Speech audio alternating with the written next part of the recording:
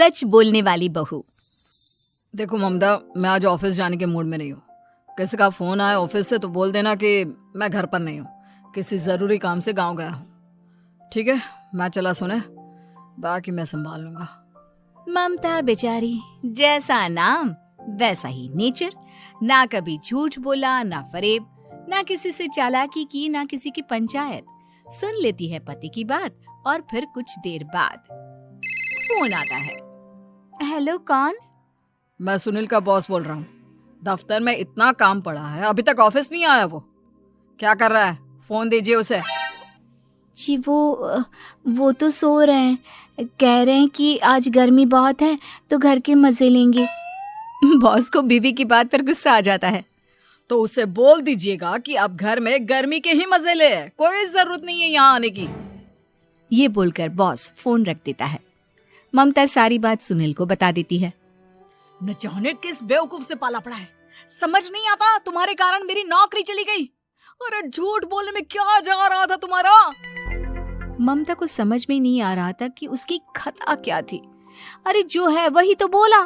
फिर एक रोज, बहू, अरे आ बहू, कहाँ है तेरा पति? इस महीने घर के खर्चे के पैसे भी नहीं भेजे। क्यों, माँ बाप की फिक्र खत्म हो गई है क्या उसे? पाए लागू माँ जी, वो ये बोल रहे थे कि माँ को क्या है, घर का राशन, खेत का पैसा, मवेशी का दूध, फिर भी न जाने क्यों मेरे सर पर भार देकर बैठी है। तभी सुनील ममता के मुंह पर हाथ रख देता है। क्यों रे कलमुँह है, हटा बहू के मुंह से हाथ। अरे क्या क्या बोलता है तू? वो तो इसकी झूठ बोलने की आदत नहीं है, इसलिए पता चल रहा है। देख मेरी सास कितनी शरीफ है।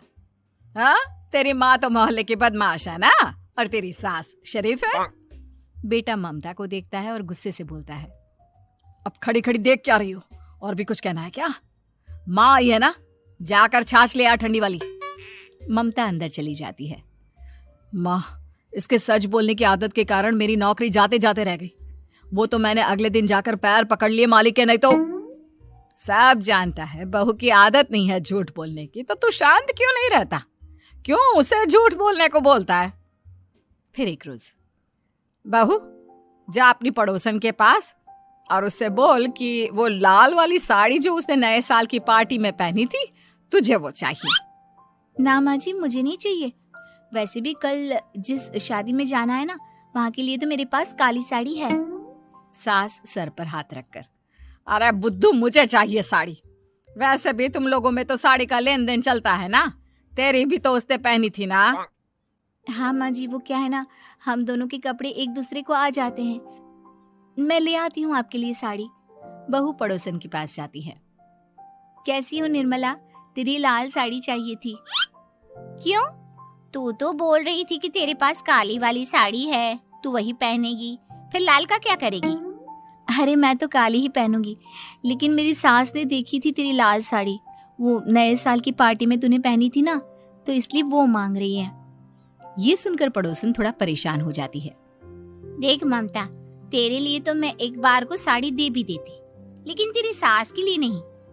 वो क्या है ना, तू तो जानती है कितनी गंदी आदत है तेरी सास की, खाया पिया सब कपड़े पर ही पोंछ देती है।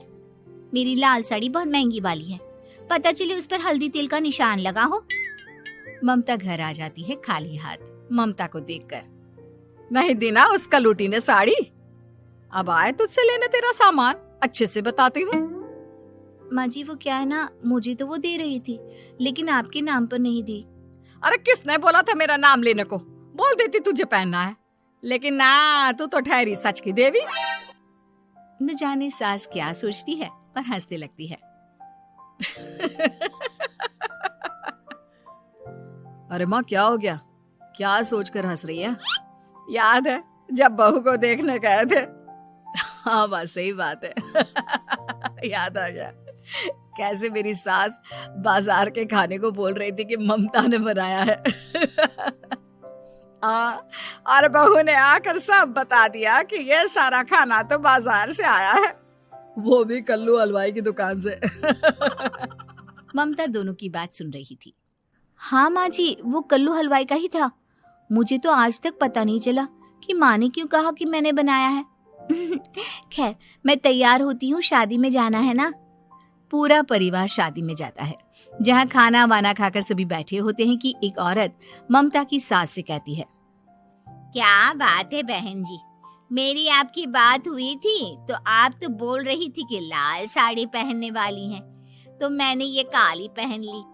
पता होता कि आप लाल नहीं पहन रही हैं तो मैं ही अपनी लाल पहनाती। अच्छा जी, तो इसलिए पूछा जा रहा था। अरे इतनी साड़ियां हैं कि क्या बताऊं। मैंने सोचा तो था, पर ये सामने दिख गई तो यही पहन लिया। अच्छा, मेरी तो तैयारी काफी दिन से चल रही थी, फिर भी आज ऐसा लग रहा है कि ठीक से तैयार नहीं हुई मैं।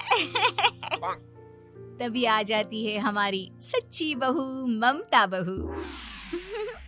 आंटी जी, वो क्या है ना, पड़ोसन की लाल साड़ी माँ जी को पहननी थी, लेकिन आप तो जानती है माँ जी की आदत, सारा खाया पिया कपड़ों पर ही पोंछ देती है, तो उसने साड़ी देने से ना ऐन वक्त पर मना कर दिया, तो अब इन्होंने ना मेरी साड़ी पहनी है।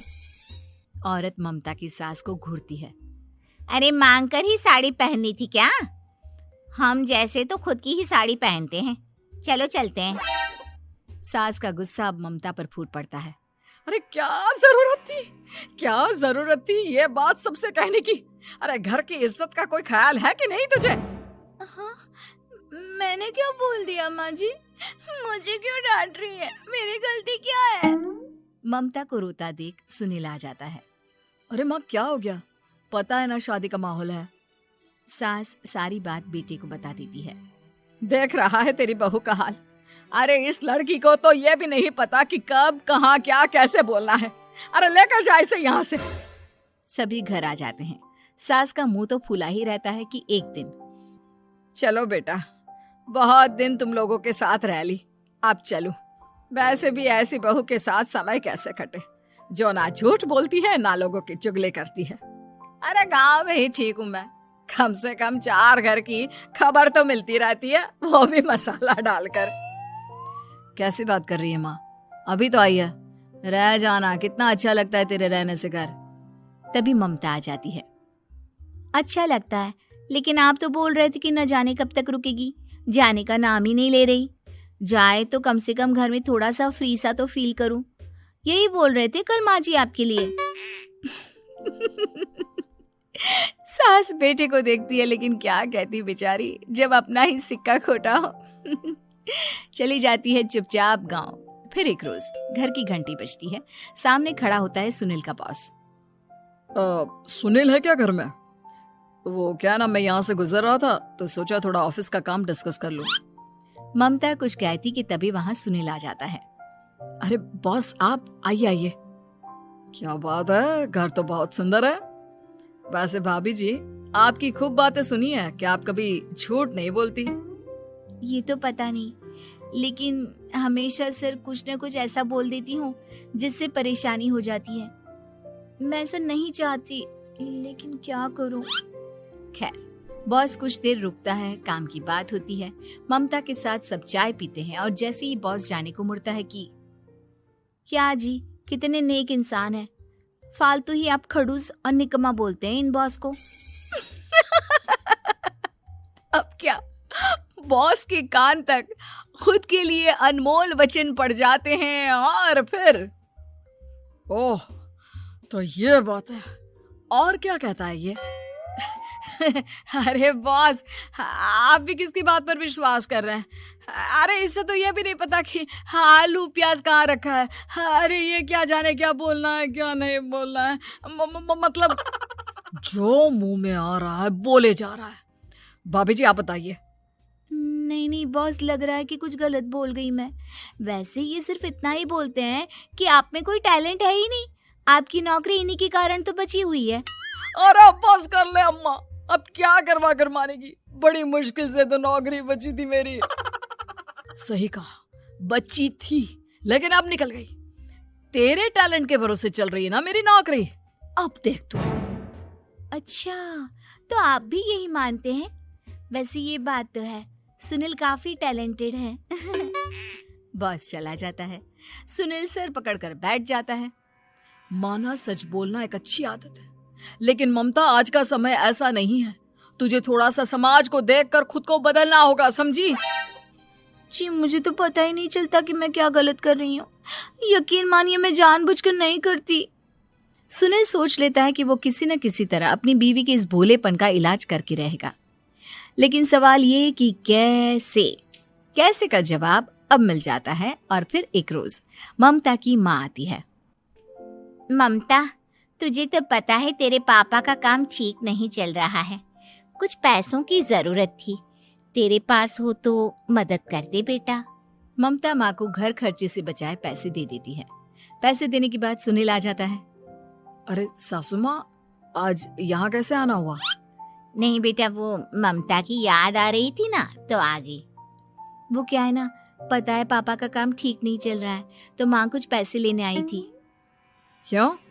यहाँ क्या पैसे का पेड़ उगा है? अरे कौन सी माँ अपनी बेटी के ससुराल का खाती है? कोई जरूरत नहीं है पैसे देने की। वापस कर दो माँ जी पैसे और निकलो यहाँ से। आगे से यहाँ पैसे लेने नहीं आना। सुनील ये बोलकर निकल जाता है। उसके जाने के बाद, बेटा ममता, तूने मेरी बेइज्जती कराने के लिए यहाँ बुलाया था क्या? अरे छोटा सा झूठ बोल देती तो तेरी माँ की इज्जत बच जाती, लेकिन चलती हूँ मैं। सास बाहर जाकर बाहर खड़े सुनील से कहती है, तेरे कहने पर बेटा हमने ये नाटक तो खेल लिया, लेकिन उसका क्या असर होता है ये नहीं पता। थोड़ी देर बाद सुनील घर आता है। देखिए, मुझे मेरी गलती का एहसास हो गया है। मैं समझ गई हूँ कि सच कितना सच होता है और उसकी कीमत आज के समय में बहुत बड़ी है। माफ करना, मैं आज से सच कभी नहीं बोलूंगी। क्या? कभी नहीं? फिर क्या, दोनों मियाँ बीवी खुश रहने लगते हैं, क्योंकि बीवी को थोड़े से झूठ की आदत हो जाती है।